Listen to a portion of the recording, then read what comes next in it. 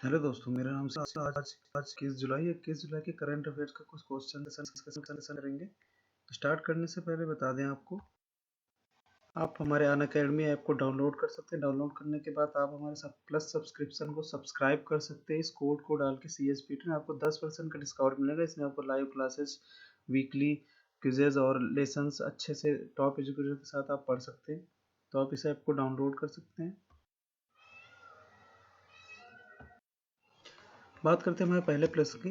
पहला प्रश्न हमारा, बांग्लादेश में विकास की बेहतर समझ को बढ़ावा देने के लिए निम्नलिखित में से किस विश्वविद्यालय में एक चेयर की स्थापना की जा रही है? बंगा बंधु चेयर की स्थापना किस विश्वविद्यालय में की जा रही है? ऑप्शन आपका ए दिल्ली विश्वविद्यालय, बी है इलाहाबाद विश्वविद्यालय, सी पंजाब विश्वविद्यालय, डी कलकत्ता विश्वविद्यालय।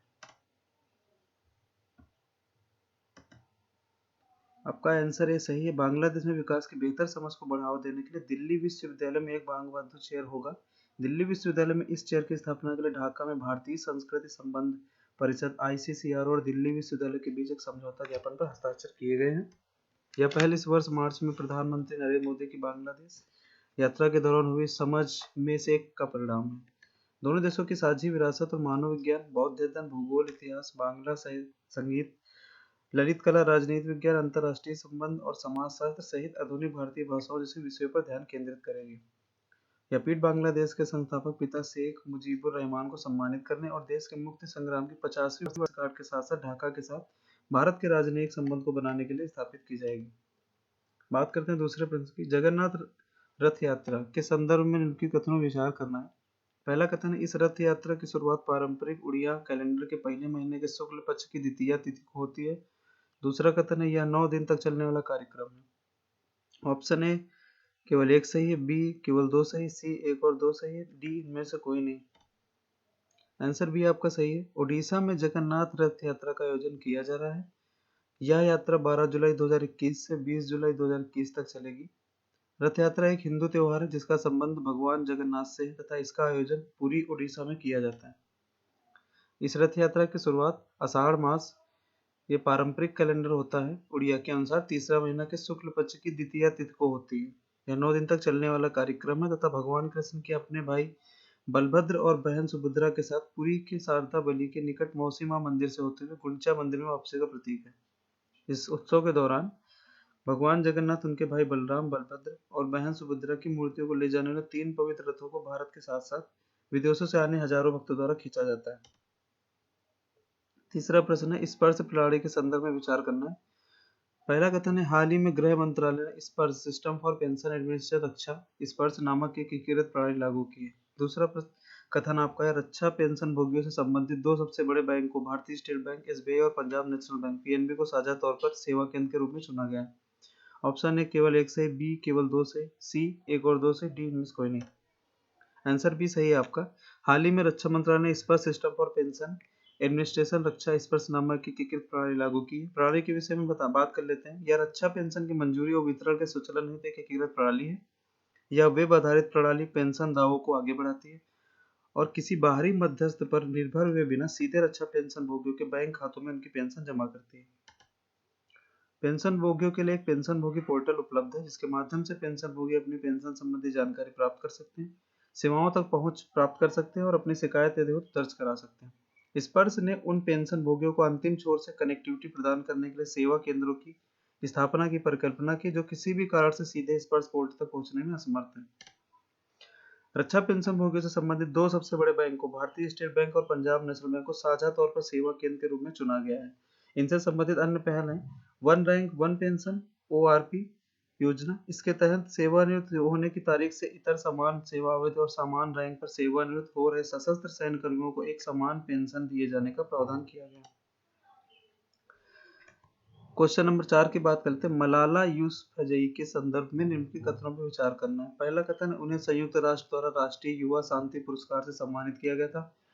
दूसरा कथन है, वह 17 साल की उम्र में बाल अधिकारों के लिए अपने प्रयासों के लिए नोबेल शांति पुरस्कार पाने वाले सबसे कम उम्र के प्राप्तकर्ता बन गए। ऑप्शन ए एक सही, बी दो सही, सी एक और दो सही, डी इनमें से कोई नहीं। ऑप्शन बी आपका सही है। संयुक्त राष्ट्र ने युवा कार्यकर्ता मलाला यूसुफजई के योगदान को सम्मानित करने के लिए 12 जुलाई को विश्व मलाला दिवस के रूप में घोषित किया है। मलाला दिवस को दुनिया भर में महिलाओं और बच्चों के अधिकारों का सम्मान करने के लिए मलाला यूसुफजई के जन्मदिन के दिन मनाया जाता है। लड़कियों की शिक्षा के लिए सार्वजनिक रूप से आवाज उठाने वाले मलाला पर तालिबान बंदूकधारियों द्वारा 9 अक्टूबर 2012 को गोली चलाई गई थी। हमले में गंभीर रूप से घायल होने के बावजूद मलाला जल्द ही स्वस्थ होकर लोगों के बीच लौटी और पहले की तुलना में उनके विचारों में और अधिक चेतना आई और लिंग आधारों की उन्होंने एक संस्था मलाला फंड की स्थापना की, जो युवा लड़कियों को स्कूल जाने में मदद करने और अंतर्राष्ट्रीय best seller I am Malala नामक पुस्तक की सहलेखिका भी है। इन्हें कई पुरस्कारों से सम्मानित भी किया गया है। पाकिस्तान सरकार द्वारा पहली बार 2012 में राष्ट्रीय युवा शांति पुरस्कार से सम्मानित किया गया। 2014 में वह 17 साल की उम्र की थी, तो उन्हें बाल अधिकारों के लिए अपने प्रयासों के लिए नोबेल शांति पुरस्कार से पाने वाली सबसे कम उम्र की प्राप्तकर्ता बन गई थी, जिसे उन्होंने गोली लगने से पहले ही शुरू कर दिया था। संयुक्त राष्ट्र ने 2019 में अंत जारी की अपनी समीक्षा रिपोर्ट में मलाला को दशक में दुनिया में सबसे प्रसिद्ध किशोरी घोषित किया था। इसके साथ ही मलाला को कनाडा की मानद नागरिकता से भी नवाजा गया, जिसके साथ वह कनाडा में हाउस ऑफ कॉमन्स से संबोधित करने वाली सबसे कम उम्र की व्यक्ति बनी थी। एक्टिविस्ट पर बनी डॉक्यूमेंट्री ही नेम्ड मी मलाला को साल 2015 में ऑस्कर के लिए शॉर्टलिस्ट किया गया था। इसके अलावा उन्होंने एक अन्य पुस्तक जिसका शीर्षक वी आर डिस्प्लेड भी लिखी है, जो कि दुनिया भर में उनके घूमने और शरणार्थी शिविरों को अनुभव करने से उसके अनुभव का वर्णन करती है। पांचवें प्रश्न में आते हैं, भारत के पहले क्रिप्टोग्रामिक उद्यान का उद्घाटन में किस स्थान पर किया गया था? पहला Uttar Pradesh, B Maharashtra, C Uttarakhand, D Assam. Option C सही है। उत्तराखंड में देहरादून के देवबन क्षेत्र में लगभग 50 विभिन्न प्रजातियों के साथ भारत का पहला क्रिप्टोग्रामिक उद्यान का उद्घाटन किया गया। यह उद्यान 9000 फीट की ऊंचाई पर स्थित है और 3 एकड़ के क्षेत्र में फैला हुआ है। जिले के चक्राता कस्बे में स्थित इस उद्यान का उद्घाटन सामाजिक कार्यकर्ता अनूप नौटियाल ने किया। क्रिप्टोग्राम है क्या? क्रिप्टोग्राम का अर्थ है छिपा हुआ प्रजनन। इस तथ्य का जिक्र है कि ना तो कोई बीज ना ही कोई फूल पैदा होता है। इस प्रकार क्रिप्टोग्राम गैर बीज वाले पौधों का प्रतिनिधित्व करते हैं। शैवाल, बायोफाइट्स, मास, लिवरवर्ट्स, लाइकेन, फर्न और कवक क्रिप्टोग्राम के सबसे प्रसिद्ध समूह हैं, जिन्हें के लिए नम परिस्थितियों की आवश्यकता होती है। छठवें प्रश्न की बात कर लेते हैं। भारत के पहले निजी तरलीकृत प्राकृतिक गैस एलएनजी सुविधा संयंत्र का उद्घाटन हाल ही में निम्नलिखित में से कहाँ किया गया है? पहला Jaipur, B Pune, C Mumbai, D Nagpur. Answer D सही है। केंद्रीय सड़क परिवहन और राजमार्ग मंत्री नितिन गडकरी ने महाराष्ट्र के नागपुर में भारत के पहले निजी तरलीकृत प्राकृतिक गैस एलएनजी सुविधा संयंत्र का उद्घाटन किया है। यह संयंत्र आयुर्वेदिक दवाओं के निर्माता बैद्यनाथ आयुर्वेदिक समूह द्वारा नागपुर जबलपुर राजमार्ग के पास कैंपटी रोड पर स्थापित किया गया। एक बार चालू होने के बाद नागपुर में यह एलएनजी फिलिंग स्टेशन व्यावसायिक आधार पर संचालित होने वाला पहला ऐसा संयंत्र होगा। एलएनजी एक स्वच्छ, प्रदूषण मुक्त और लागत प्रभावी तरल ईंधन है, जिसे स्टोर करना भी आसान है और औसत लागत लॉजिस्टिक कॉस्ट को कम करता है। सातवें प्रश्न की बात करते हैं। हाल ही में ट्विटर ने किसे भारत के लिए अपना निवासी शिकायत अधिकारी आरजीओ नियुक्त किया है? Option A Vinay Prakash, B Jeremy Kessel, C Paresh Bilal, D Sphurti Priya. Option A सही है। कंपनी की वेबसाइट के अनुसार ट्विटर ने विनय प्रकाश को भारत के लिए अपना निवासी शिकायत अधिकारी आरजीओ रेजिडेंट ग्रीवेंस ऑफिसर नियुक्त किया गया। उपयोगकर्ता पृष्ठ पर सूचीबद्ध ईमेल आईडी का उपयोग करके विनय प्रकाश संपर्क कर सकते हैं।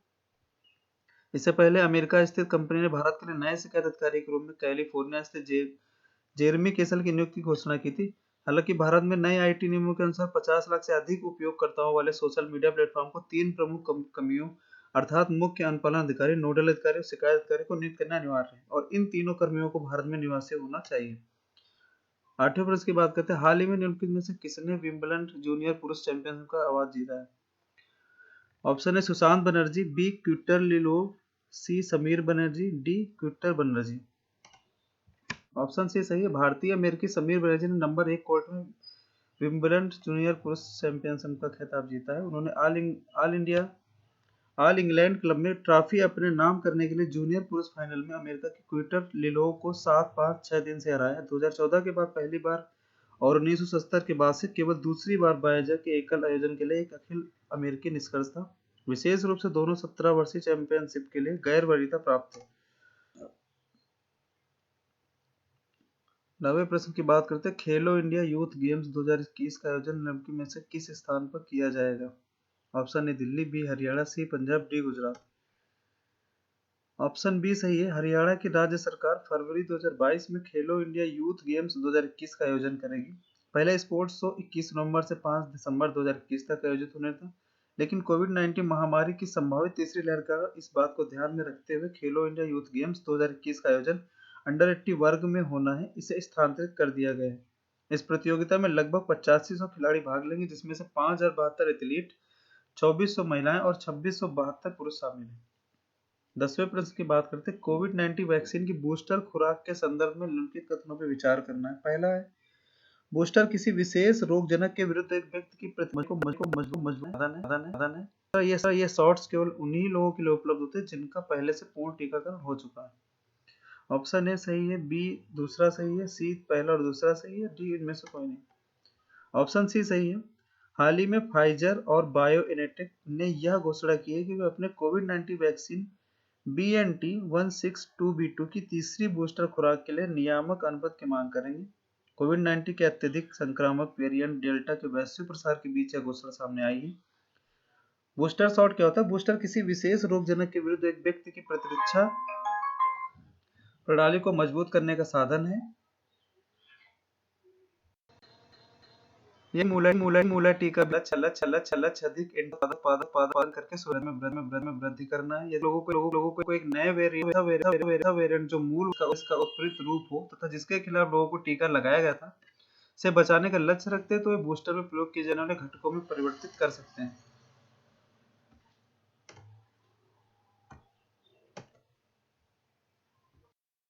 ये शॉट्स केवल उन्हीं लोगों के लिए उपलब्ध होते हैं जिनका पहले से पूर्ण टीकाकरण हो चुका है। ये बूस्टर विशेष रूप से ऐसे बुजुर्गों और प्रतिरक्षाहीन लोगों के लिए मददगार होंगे जिनका शरीर वैक्सीन की पहली 2 शॉट्स के बाद वायरस के खिलाफ एक मजबूत प्रतिरक्षा स्थापित करने में असमर्थ है। दूसरा, इन अध्ययनों से ऐसा ज्ञात होता है कि नए संस्करण पर एक विशिष्ट टीके द्वारा निर्मित एंटीबॉडी का कोई प्रभाव नहीं हो रहा है, तब एक संशोधित बूस्टर शॉट की आवश्यकता होती है। इसमें चिंताएं ये हैं कि बूस्टर शॉट्स को विश्व स्वास्थ्य संगठन WHO से अनुमति मिलना बाकी है। वास्तव में WHO ने तीसरी खुराक को प्रोत्साहित करने में चिंता व्यक्त की है। बूस्टर शॉट्स पर आंकड़ों की कमी और इस तथ्य को देखते हुए विश्व के अधिकांश हिस्सों में उच्च जोखिम वाले व्यक्तियों को अभी भी पूरी तरह से टीका नहीं लगाया गया है, तो इस तरह की सिफारिश अनावश्यक और समय से पहले